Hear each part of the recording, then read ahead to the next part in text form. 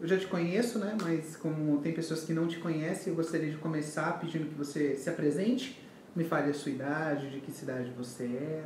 Sim. Meu nome é Denner, né? Eu tenho 24 anos de idade. Eu sou lá do Mato Grosso do Sul, do interior, Três Lagoas, Mato Grosso do Sul. Três Lagoas. Isso. Uma cidadezinha bem pequenininha. E você viveu como transexual durante quanto tempo?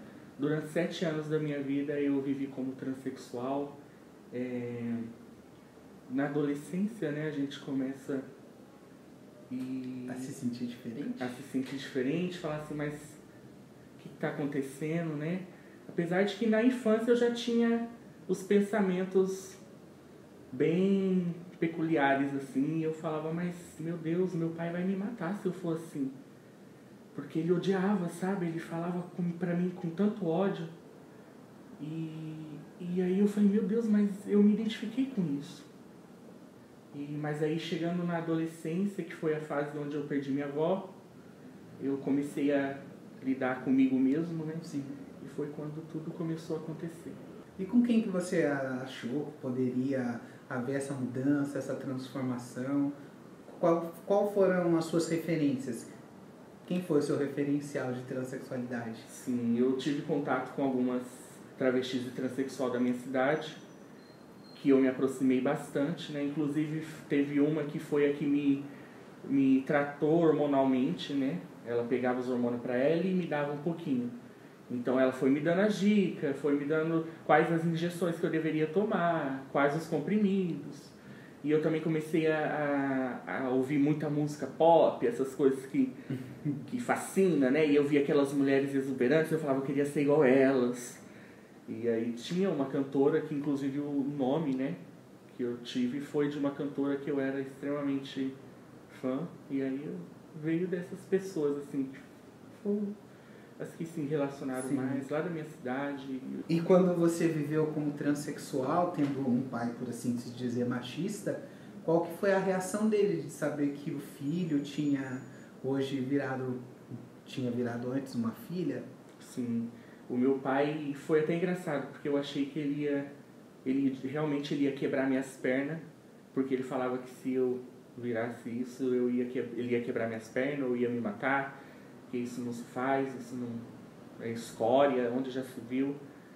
Porém, quando ele começou a ver as transformações, porque eu nunca cheguei nele e falei, pai, eu vou fazer isso.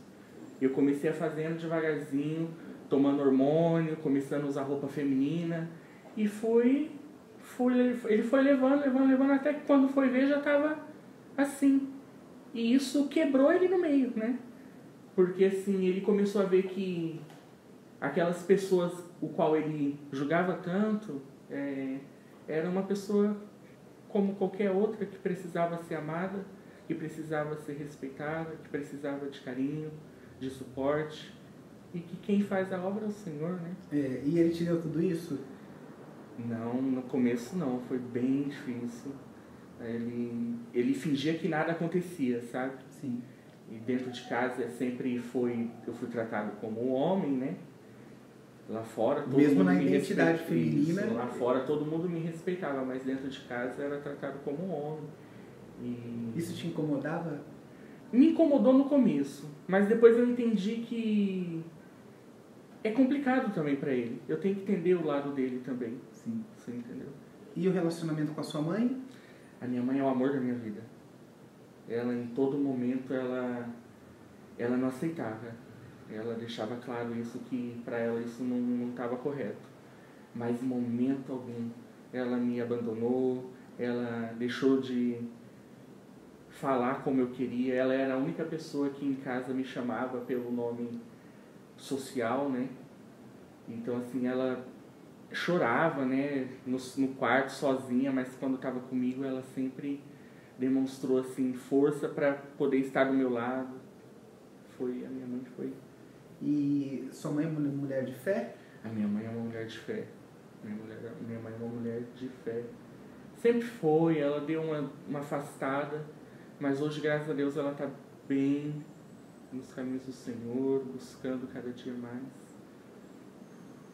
Então você diz que esse relacionamento, talvez aquele relacionamento que você gostaria de ter tido mais profundamente com o seu pai, você acabou desenvolvendo mais com a sua mãe por conta de referência? Sim, sem dúvida. A maioria da minha família é homem. São homens, né? E assim, a minha mãe, ela sempre esteve comigo. A minha tia também era uma mulher que foi a minha mãe também.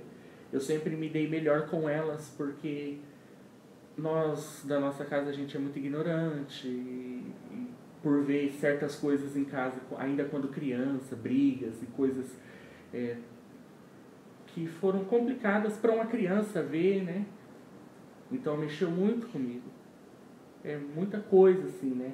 É uma família muito desestruturada, é uma família que não tem uma figura paterna tão forte, tão respeitosa, tão amorosa. Mas hoje, graças a Deus, as coisas estão mudaram e estão mudando, né? Estão mudando. Interessante. E quando começou a fé? Quando a fé brotou no seu coração? Quando que você se viu e não quis mais continuar vivendo como você vivia? O que não estava bom que você decidiu deixar? Sim. Na verdade, na minha cidade eu era, pela classe ali LGBT, eu era conhecida como a travesti, a transexual mais bonita de Três Lagoas. Né?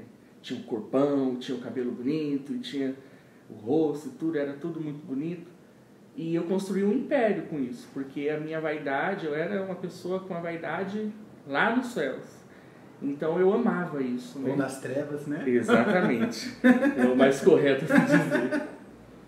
Então, assim, eu amava tudo isso. Eu amava os olhares. Só que eu via o meu irmão, ele cristão. Sim. O meu irmão... Eu tava me arrumando para ir para as festas, porque eu vivia em festas em prostíbulos, festas em sítio, em rancho, sabe? E era sempre de madrugada que começava. Então eu ia me arrumar, o meu irmão estava chegando em casa. Aí eu ficava, porque eu falava assim, mas como que pode, né? Crente não tem vida, crente não faz nada, crente só... É tudo um povo chato. Mas o que acontece? O meu irmão, uma vez, ele veio falar comigo e ele veio falando, oh, se você não aceitar Jesus, você vai pro inferno. Esse jeito que você tá aí, você vai pro inferno, você vai morrer e vai direto pro inferno. Você acha que Jesus gosta do seu jeito que você é? E nós discutimos muito feio nesse dia.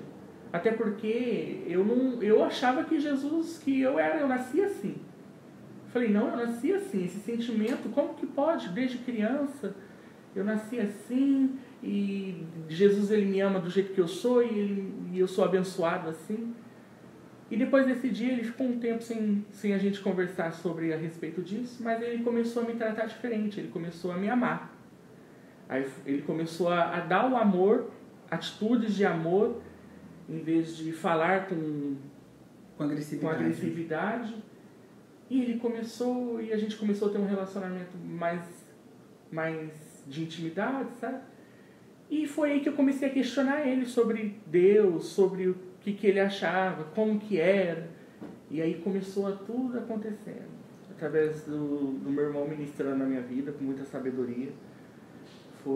As coisas foram caminhando. Então, de início, a palavra dele foi algo que gerou em você um pouco de medo. Sim. Né? Te gerou pensamentos. Ainda que a gente pode definir assim, que um temor não seria todo esse medo exagerado, né? Como as pessoas imaginam, sim, né? Porque o temor, ele te remete mais também a uma questão de reverência, sim, e entender realmente que nós temos o nosso lugar e existe alguém que está acima da gente, sim, sabe? É entender que existe Deus mesmo. E o interessante é que há uma inversão aqui. Porque então, se você pensa em relacionamento por conta do medo, agora está sendo ensinado para você que existe um relacionamento com Deus através do amor. Do amor, da intimidade, do buscar. Que é um relacionamento diferenciado. Porque as pessoas pensam o quê? Por que eu tenho que servir esse Deus? Só porque eu tenho medo de ir para o inferno? Uhum. Quando na realidade o que as pessoas não conseguem compreender, Denner, é que nós servimos a esse Deus que se revelou, que se apresentou, que ele se definiu na história, ele quis se mostrar na história, nós nos relacionamos com ele Porque nós aprendemos a amá-lo e ele faz Justamente. parte da nossa vida, da nossa existência e de tudo que nós somos. Então o céu ou o inferno é indiferente quando nós queremos estar com ele. Porque querer estar com ele não é na eternidade só. É estar aqui hoje, aqui e agora. E poder desfrutar disso. Não é dizer eu sei que Deus me ama. Saber que Deus te ama, ok. Ele tem essa característica do amor. Mas agora, desfrutar desse amor e amá-lo também é uma outra questão. Sim, exatamente. Inclusive, algo que eu sempre falo é que na minha casa todo domingo eu convidava 30 pessoas para estar jantando comigo.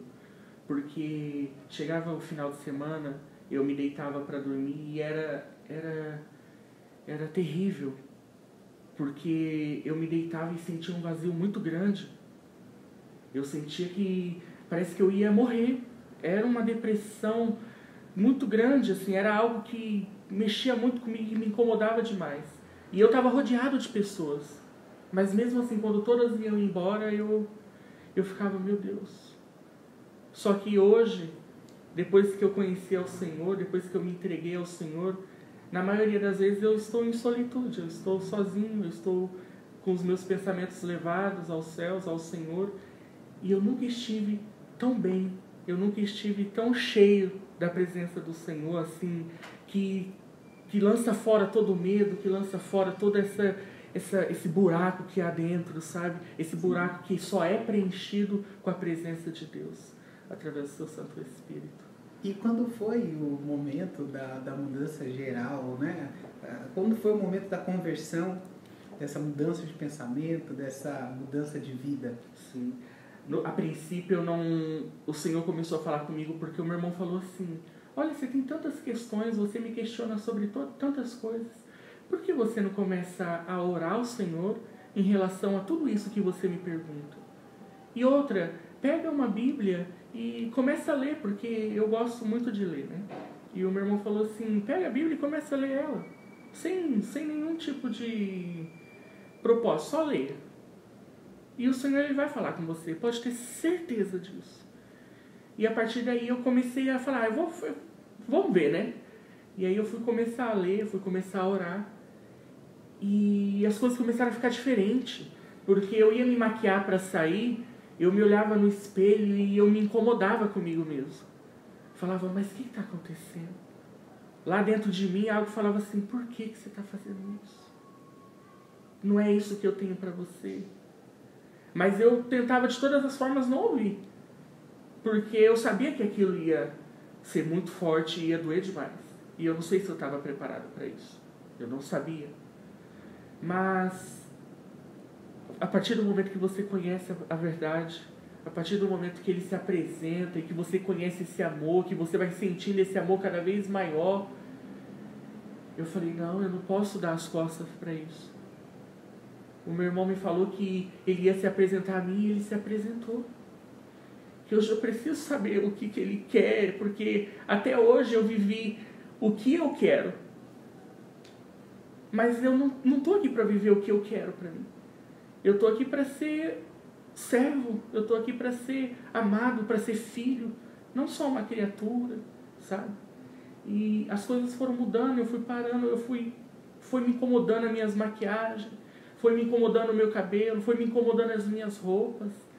E eu fui mudando, de pouquinho em pouquinho, não foi nada drástico comigo. Sim. Foi um processo... Quanto tempo demorou esse processo? Esse processo durou em torno de uns 8 a 10 vezes. Que eu parei de me maquiar. Primeiro, antes de tudo, eu cheguei nos meus amigos. Eu cheguei na minha família, em cada um deles, falei, vai acontecer assim. Eu vivi a vida inteira assim, mas hoje eu estou conhecendo o Senhor. Ele tem falado comigo. Eu não sei se você acredita ou se você deixa de acreditar, mas eu estou conhecendo o Senhor e eu vou mudar. Daqui uns tempos você vai começar a ver eu com o rosto diferente, com cabelo diferente, com roupa diferente. E não se assuste, porque eu entreguei a minha vida para o Senhor. Falei isso para minha família e foi um baque para todo mundo. Para os meus amigos também, homossexuais, eles ficaram muito surpresos. Eles ficaram chocados, né? Uns não concordaram, mas muitos falaram assim, você faz o que você achar melhor. Então aí foi aí que começou, aí eu comecei a parar de usar maquiagem, comecei a usar roupa mais masculinas. E a última coisa que eu fiz foi cortar o meu cabelo. Foi cortar o cabelo. Inclusive foi o pastor da minha igreja no salão, foi uma galera boa para orar por mim e estar comigo naquele momento. Legal.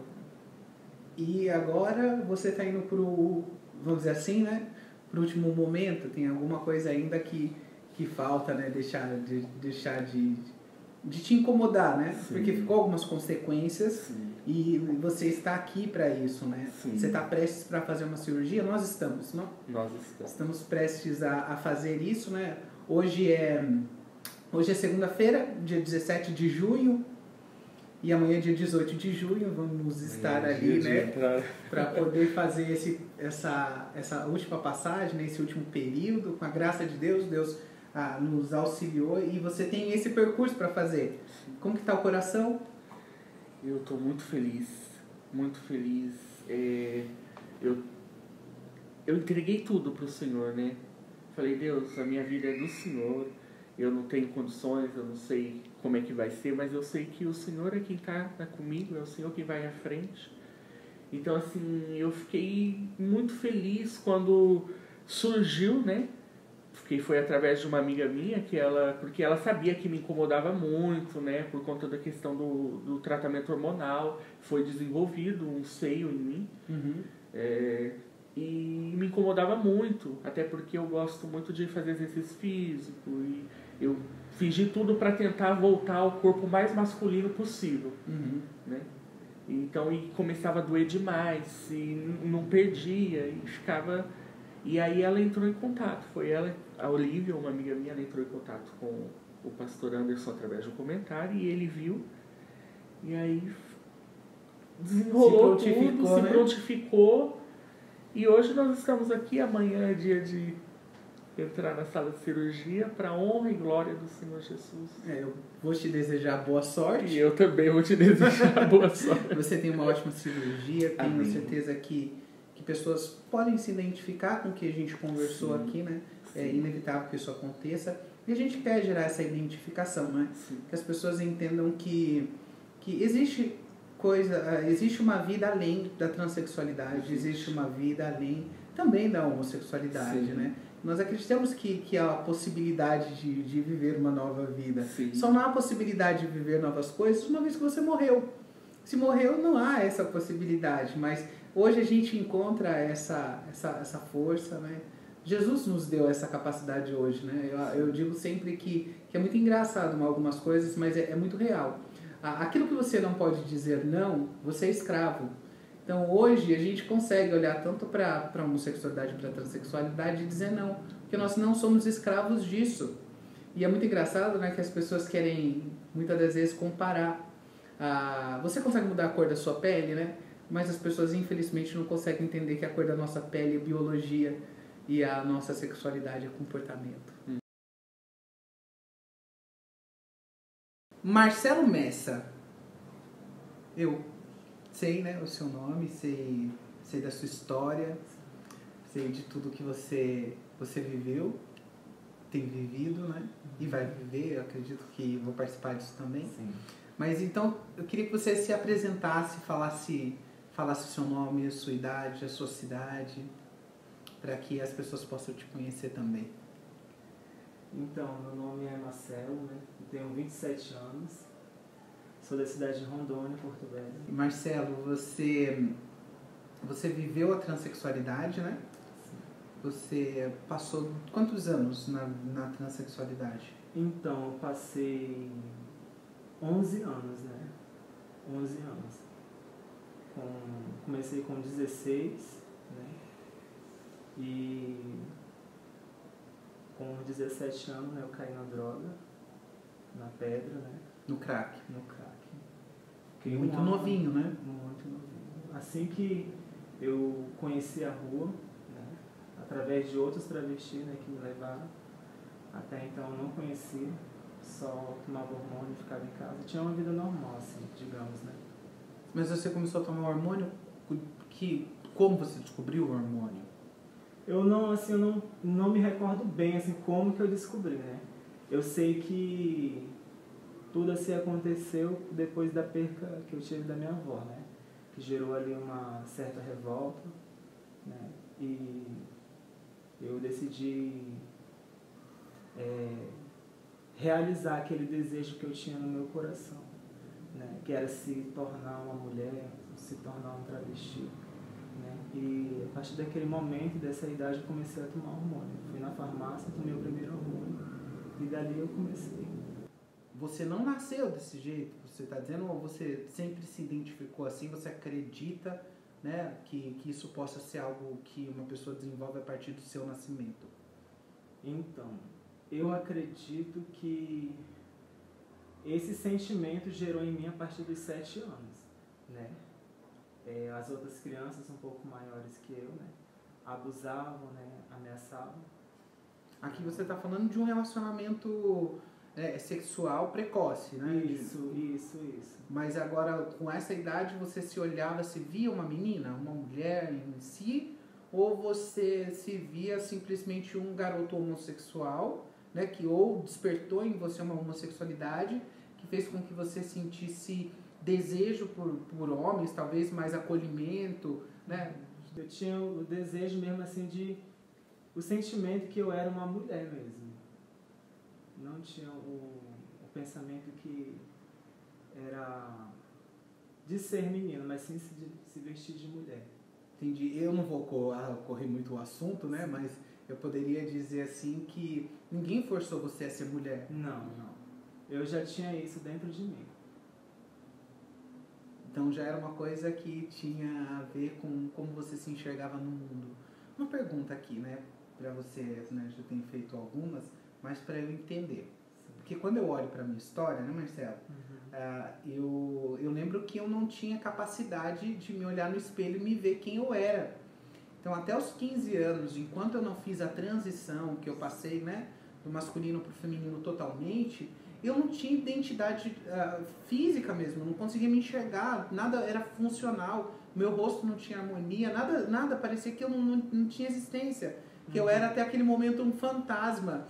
E agora, depois que o cabelo cresceu, depois que o rosto começou a mudar, parece que ali eu me descobri, eu falei, aqui é o meu verdadeiro eu. Você teve essa impressão, essa sensação alguma vez, depois da transição? Depois assim, que eu me tornei? Sim. Ou enquanto você estava se tornando naquela... Porque eu lembro na minha idade de transição, dos 15 para os 16 anos, eu lembro que eu ia para a escola de manhã, estava no primeiro ano, mas em compensação à noite eu me vestia de menina toda noite. Então de noite eu me vestia de menina e de dia eu era um menino. E até que um dia eu cheguei e entrei num conflito. Eu falei, quem sou eu? Eu sou o Robert ou eu sou a Sabrina? Quem vai dominar aqui? Então parecia que era uma luta muito profunda entre duas verdades ou duas realidades que estavam ali o tempo todo querendo, né, um tomar o lugar do outro, assim. Não é que são dois personagens, mas me parece como que duas histórias distintas. Até que quando eu decidi ser Sabrina mesmo, foi um momento que ali de uma vez por todas acabou, o fantasma deixou de existir ali e existir completamente. Você sentiu mais ou menos assim alguma vez? Então, assim, eu decidi, eu não tive aquela fase assim, como eu posso dizer pra você, gay, né? Eu já tive a fase assim, quis me transformar mesmo em mulher por completo, né? Comecei com o cabelo curtinho, né? E fui deixando o cabelo crescer.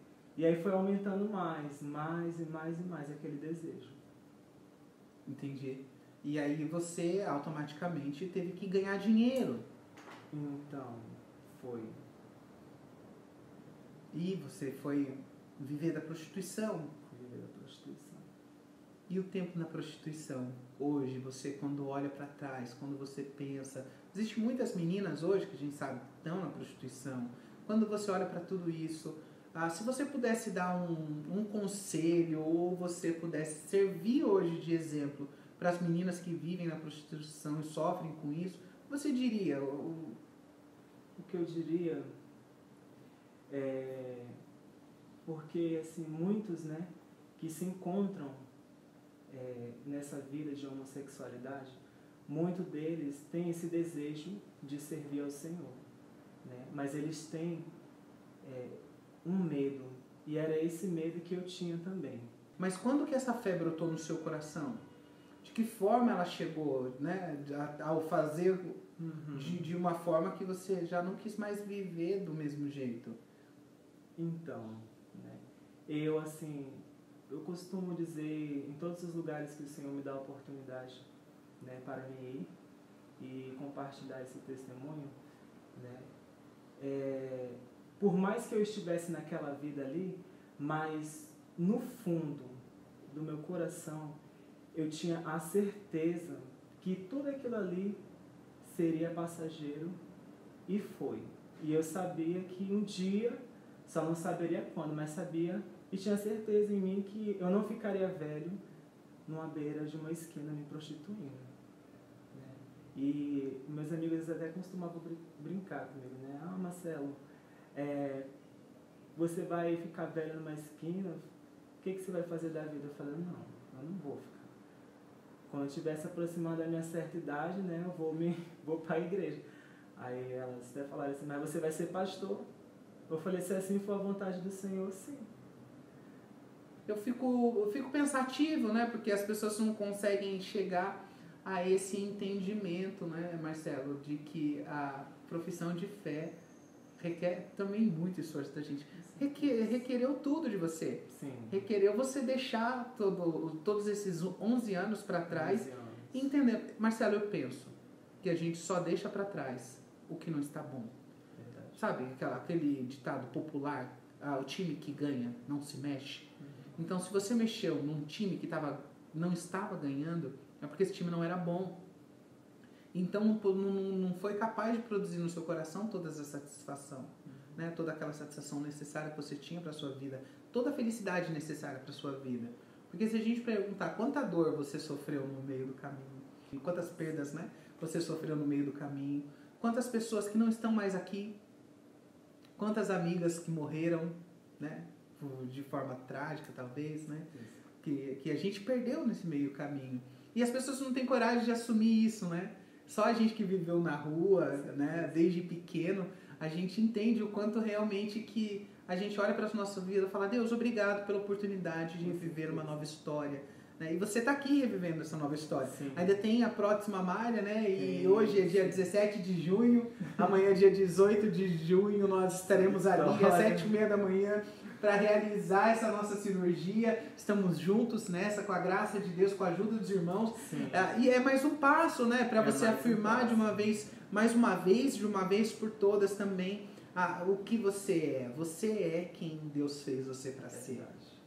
Né? E chegar nesse lugar de ser o que Deus desejou para você hoje é enxergar que a gente perde a autonomia do nosso viver. Aquilo que Jesus disse, aquele que deseja vir após mim, negue-se a si mesmo, toma a sua cruz e siga-me. Então aqui existe uma questão simples, transexualidade ou ser um cristão? O que você me diz, Marcelo? Hoje eu digo ser cristão, servir ao Senhor, né? Como você disse, né? Como a palavra do Senhor nos diz, né? Que nós devemos nos negar, né? Negar o quê? Negar as nossas práticas, as más escolhas, né? Que um dia a gente fez e que hoje nós estamos aqui, você, eu, né? Como testemunho que para Deus nada é impossível. Quando a gente se entrega de corpo e alma. E o ser humano, ele julga a aparência. Mas o Senhor, ele vê o nosso coração. Ele vê o desejo, a sede, a fome. Que eu e você, e que muitos até que se encontram na homossexualidade, têm essa sede, mas não têm coragem, não têm essa força. Mas Jesus, ele pode conceder essa força e essa graça, porque é ele que nos dá a vitória e é ele que vai na frente pelejar por nós. Amém. As pessoas pensam, né, que foi feita uma lavagem cerebral, colocaram quase que uma arma na nossa cabeça. A arma que as pessoas acham que colocaram na nossa cabeça é o inferno. Né? Então eles colocam que o inferno é como o terror que rouba a nossa psique, né, a nossa forma de pensar, Então coloca um medo na gente que a gente abre mão de tudo isso por conta desse medo dentro do coração. Mas não foi isso que aconteceu com você? Não. Foi ao contrário, pelo que você está me dizendo? Sim, justamente, né? Eu costumo dizer assim, né, que a gente não tem que vir pelo medo, não pelo medo de ir para o inferno, mas nós temos que vir pelo amor, por esse amor, né? Porque nós amamos ao Senhor, e não porque nós temos medo, mas sim porque a gente quer servir a Ele, nós queremos ser servos sobre essa terra, e nós queremos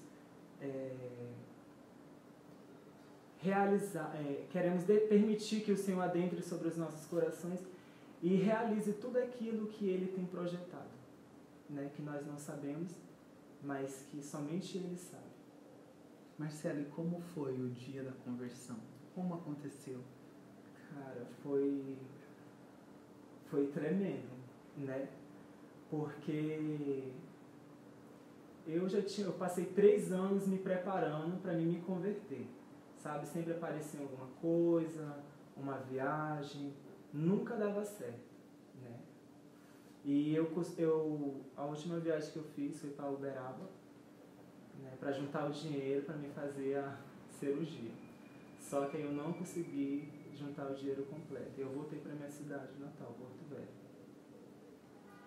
E aí eu fui na casa de uma tia minha, né? E lá me deu vontade de fazer uma visita em outra tia minha, né? E eu cheguei lá e nós começamos a conversar. E eu falei com ela assim, tia, vamos cantar um hino da harpa? E aí ela pegou a harpa, né, e nós começamos a cantar. E a partir daquele momento ali, eu creio e tenho fé que o Senhor já tinha preparado aquele momento ali. E nós começamos a cantar e eu comecei a me derramar. Porque eu já estava cansado de tudo. A vida cansa? Sim. Sem Cristo, sim. Cansa. Porque é uma vida passageira. É uma vida que muitas das vezes eu saía à noite e não sabia se eu iria voltar. Mas o Senhor, com sua misericórdia e graça, sempre me concedeu livramento, sempre me protegeu. Então, a partir daquele momento que eu estive ali com a minha tia, eu perguntei para ela se eu poderia fazer uma visita, porque eu já tinha ido em outros ministérios, Robert. E, tipo assim, eu fui tipo meio que rejeitado. Não vieram perguntar para mim, assim, se eu queria uma ajuda, se eu queria aceitar Jesus, porque eu ia na Paz Igreja com essa esperança. Alguém vai me chamar e perguntar se eu quero uma ajuda, né? Mas não surgiu essa oportunidade. Então eu conversei com a minha tia, perguntei para ela se eu podia fazer uma visita no ministério em que ela congrega, sem compromisso. E dali eu fui umas 4 vezes vestido de mulher. E dentre essas 4 vezes que eu ia indo, o Senhor ia ministrando cada vez mais forte no meu coração. Foi 4 semanas. Eu ia para a igreja e ia para a rua. Só que quando eu chegava na avenida, não era mais aquele, sabe, não tinha mais aquela vontade que eu tinha de ficar. Saía cedo de casa, ficava até as 5 da manhã.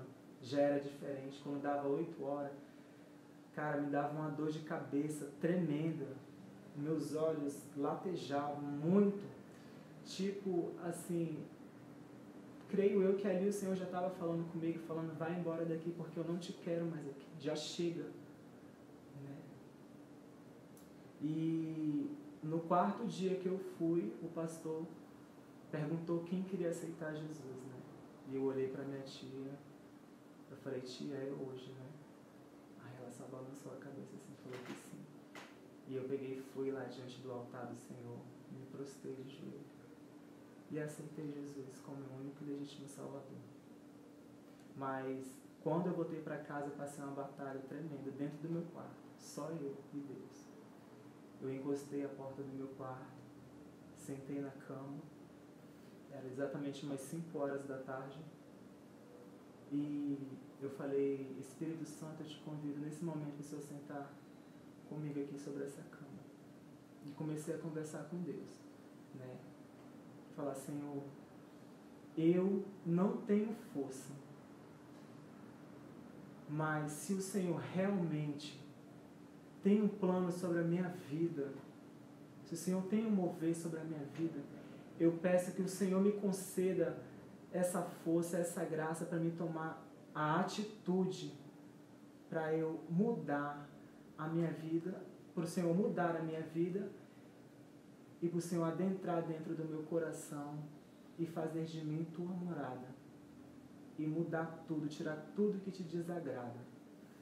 E naquele momento ali eu confesso que foi tremendo, porque me deu uma força, me deu uma sede, me deu assim um nojo de tudo que eu já tinha vivido, que eu vivi, o que eu passei, as cirurgias que eu tinha feito, sabe? Aquilo foi me enojando, eu fiquei agoniado, procurando alguma coisa para me cortar meu cabelo. Tentei passar a máquina não passava. Né? Eu abri a porta do meu quarto, saí correndo, falei, mãe, eu preciso que a senhora me dê uma tesoura agora. Porque se eu não fazer isso agora, eu não faço nunca mais. Sabe? E no momento que eu cortei meu cabelo ali, foi assim, um alívio. Tipo como se tivesse saído um peso de cima de mim. E eu falei, mãe, liga pra tia agora pra ela cortar meu cabelo. Porque a partir de hoje, eu não sou mais a Natiele. Hoje eu sou o Marcelo Messa. E o Marcelo reviveu. É emocionante, né? A gente ouvir sobre conversão. Eu acredito que conversão, e aqui é uma crítica minha mesmo, sabe? Sim. Eu acredito que as pessoas têm achado que muitas das vezes nós somos troféus, né, de igreja, né? Mostrando para as pessoas que a nossa conversão ou a nossa vida gera tanto impacto assim. Mas as pessoas deveriam entender que o que tem que gerar impacto na vida das pessoas é a conversão de qualquer tipo de pessoa, porque o sacrifício da cruz é o mesmo, o resgate é o mesmo, o sangue investido é o mesmo, então não é um potencial maior a nossa conversão. Sim. O potencial maior da nossa conversão é o momento de oposição que a gente está fazendo hoje contra a mentira que foi colocada, que a transexualidade e a homossexualidade é imutável. Isso é uma mentira, é mutável, pode mudar, é comportamental, isso pode ser alterado. Então, diante disso, diante da nossa sociedade hoje, sim, é um milagre, é uma grandeza. Mas diante do sacrifício de Jesus, isso é para todas as pessoas, o sacrifício é o mesmo, o sangue é o mesmo. Então a igreja ainda está achando que os seus pecadinhos morais, né, aquelas coisas embutidas dentro dos irmãos, não é tão grave, né, diante daquilo que talvez nós vivemos. Mas eles estão talvez muito equivocados, não estão entendendo que por conta de uma ofensa o pecado entrou no mundo. Quanto mais ainda não entrará a graça a partir do sacrifício de Jesus. Mas é para todos. Então, Marcelo, amanhã é o nosso dia. Quero dizer para você que você tenha uma ótima cirurgia, que Deus abençoe, enche você de saúde, de capacidade. E depois a gente vai conversar mais um pouquinho, né, com vocês. A gente vai para o pós-operatório depois. Então hoje, anterior ao dia da cirurgia, desejo a você a melhor cirurgia do mundo. Que Deus abençoe você, que o Senhor esteja conosco, em nome de Jesus. Amém. Deus abençoe. Hola, buenas noches. Mi nombre es Robert Goicochea. Tengo 36 años y soy del país de Perú. Y bueno, quiero contarte un poco de mi testimonio. Yo viví una vida de transexualismo por 20 años en mi vida. 20 años que viví atrapado, esclavizado en esa vida. ¿Y por qué te digo esclavo? Porque la persona que vive en esa vida no puede salir por sus propias fuerzas. Solamente cuando conocí a Cristo fue la única forma que yo pude escapar de esa vida. Cada vez que yo siempre crecía, siempre me preguntaba por qué yo había nacido así, o por qué tenía que yo sentir esas cosas. Mas cuando ni hubo mi psicólogo, ni aún mi madre, ni aún las personas de mi alrededor me podían responder, No solamente cuando encontré a Cristo, Él me hizo responder que todo es a causa del pecado del hombre. A causa como se aleja el hombre de Dios, vienen todas las consecuencias. Y es por eso que yo tomé la decisión, porque el homosexualismo no se nace, sino que el homosexualismo es una decisión que en el transcurso de tu vida tú lo tomas. Y es una decisión que yo tomé por 20 años de mi vida. Yo a los 16 años, yo ya empecé a armoniar mi cuerpo y estaba completamente transformado como una chica. A los 17 años yo viajé a Europa y fue ahí donde yo empecé a prostituirme, empecé a robar, ¿no? Y a tantas cosas más, porque esa es la vida de un homosexual, lamentablemente. No hay homosexual en esta tierra que pueda decir que sea feliz, porque no lo hay. No hay homosexual feliz, porque es lo que le espera al homosexual en la calle: la prostitución, la delincuencia, la droga y todo ello. Es una vida de dolor, una vida de sufrimiento que solamente pasa en el homosexual. No hay lesbiana que sea feliz. Y es por eso que yo soy una persona, un sobreviviente de esta ideología de género, que estoy aquí para decirte que verdaderamente no es verdad. Solamente es una mentira, una falsedad, una vanidad que nos ha engañado Satanás para atraparnos en esa vida y condenarnos a la vida, a la condenación eterna. Pero Cristo vino a este mundo para darnos vida y vida en abundancia, dice su palabra. Viví casado 10 años con un hombre. 10 años estuve casado con un hombre, criando 2 niños que llegaron a decirme mamá. Y cuando pensé que yo lo tenía todo, y cuando pensé que verdaderamente había alcanzado lo que siempre había querido, fue allí donde llegó Cristo a mi vida. Fue mi hermana menor, que había quedado en Perú, la que ella había conocido a Cristo. Y un día, cuando yo regresé a Perú, ella me enfrentó con la palabra, diciéndome que solamente varón y hembra había hecho Dios, y que si yo no me arrepentía de esa vida, me esperaba la condenación eterna. Y como dice la Escritura, la palabra nunca vuelve vacía. Fue algo como una espada que entró en mi corazón, que quizás de repente me lastimó un momento, pero que a la misma vez me consoló y me dijo que tenía esperanza, porque su palabra dice que todo aquel que en él cree no es condenado, pero el que no cree ya está condenado. Y fue así que el Señor permitió que yo siempre ese temor en mi corazón. Y se cumple la Escritura donde dice que el temor de Jehová es el principio de la sabiduría. Yo empecé a temer en mi corazón y decía: Dios, yo no me quiero ir a ese infierno. Y si verdaderamente tú existes, entonces dame la oportunidad de salvarme. Entonces yo le entregué mi vida a Cristo. Porque verdaderamente, por más que yo tenía todo lo que había alcanzado en esa vida, dinero, un hombre que me amaba, 2 niños que me decían mamá, una familia, no era feliz. Porque como te dije desde un principio, no hay homosexual, no hay transexual, no hay gay, no hay lesbiana que sea feliz. No lo hay. Y porque la verdadera felicidad se llama Jesucristo. Y yo le entregué mi vida a Él. Y fue un proceso de 1 año, yéndome vestido de mujer a la iglesia y a decirle: Señor, ayúdame. Y muchas veces me decía: Dios, por favor, ya no puedo más. No puedo dejar esa familia, no puedo dejar a este hombre, no puedo dejar a estos niños. Acaba con mi vida, me decía. Pero en medio de la oración Dios me decía: yo estoy contigo, resiste un poco más. Y seguía adelante, hasta que llegó un momento en que yo pude sentir la fuerza que viene dentro de tu corazón, que me hacía sentir que ya estaba preparado y me decía: ya es hora de partir, y es hora de dejar toda esta vida de la que tú quieres escapar. Porque por eso su palabra dice: clama a mí y yo te responderé. Dios no es deudor de nadie. Aquel que le ha entregado su vida a Cristo, aquel que cree en Jesús, Él nunca te avergonzará. Yo le creí y yo fui respondido, porque yo pude dejar mi vida. Pude dejar mi vida 20 años viviendo en el homosexualismo. Solamente Jesús es la medicina para el alma del hombre.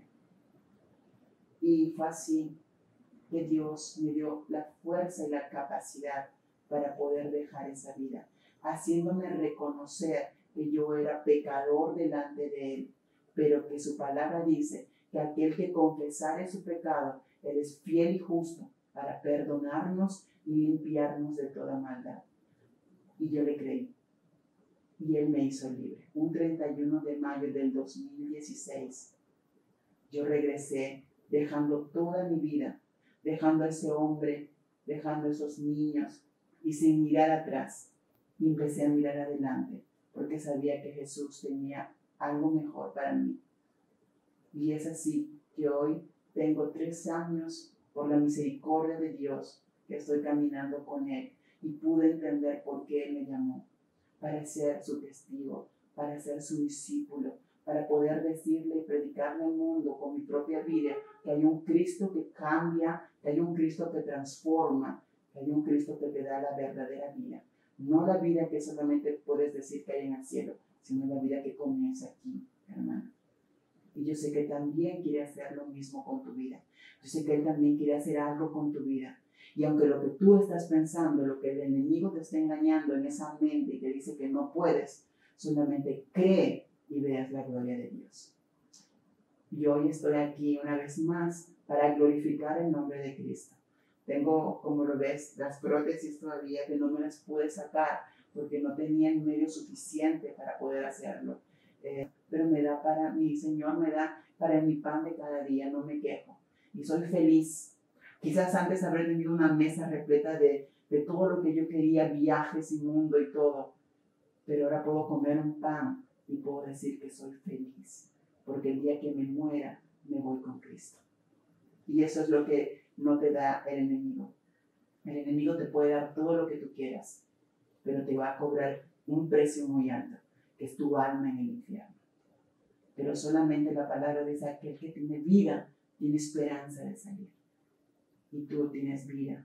Salva tu vida ahora, como Él nos salvó a nosotros. Hoy estoy aquí porque Dios una vez más halle gracia en Él, por la vida del hermano Robert, Diego Di Paula y el pastor Anderson, que me ayudaron, y estoy aquí porque mañana me voy a operar junto a mis hermanos.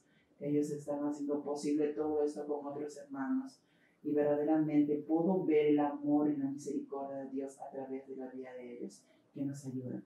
Así que tú que estás escuchando este testimonio, no es una mentira, no es un cuento, es real, porque todos los que estamos aquí somos un milagro de Dios.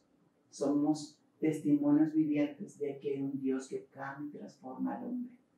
Y yo te quiero invitar a ti, querido amigo, que tú también le entregues tu vida a Cristo y le creas que Él puede hacer una vida nueva en ti. Porque todo aquel que esté en Cristo, nueva criatura es, y las cosas viejas pasaron, y aquí son hechas nuevas. Que Dios te bendiga.